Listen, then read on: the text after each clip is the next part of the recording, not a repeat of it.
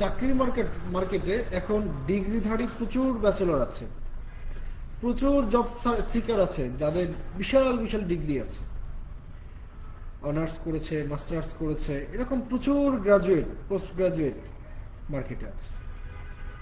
কিন্তু এখন শুধু গ্রাজুয়েশন বা গ্রাজুয়েশন সার্টিফিকেট না, জবের জন্য দরকার technical skill plus soft skill. শুধু টেকনিক্যাল স্কিল দিয়েই জব হবে ব্যাপারটা কিন্তু তা না। টেকনিক্যাল স্কিল তো জানতেই হবে, এর পাশাপাশি আপনাকে অর্জন করতে হবে সফট স্কিল। সফট স্কিল যদি আপনার ভিতরে না থাকে আপনি পিছিয়ে পড়বেন।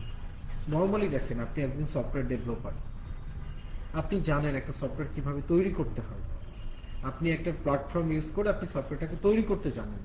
কিন্তু আপনি যখন একটা ক্লায়েন্টকে ব্রিফ করবেন, আপনার definitely eye contact, communication skill, then English proficiency, এই জিনিসগুলোর ইমপ্রুভমেন্ট কিন্তু অত্যন্ত গুরুত্বপূর্ণ।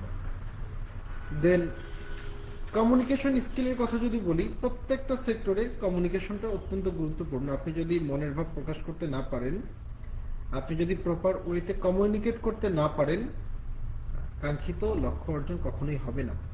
সো স্কিল ডেভেলপমেন্ট দুই ধরনের, একটা হচ্ছে টেকনিক্যাল স্কিল যেটা আপনার ওয়ার্ক রিলেভেন্ট, আরেকটা হচ্ছে সফট স্কিল যেটা আপনার হোল ক্যারিয়ারকে একটা অ্যাডভান্টেজ দেবে। সো এই স্কিলগুলো অত্যন্ত গুরুত্বপূর্ণ যেটা আপনাকে অর্জন করতে হবে।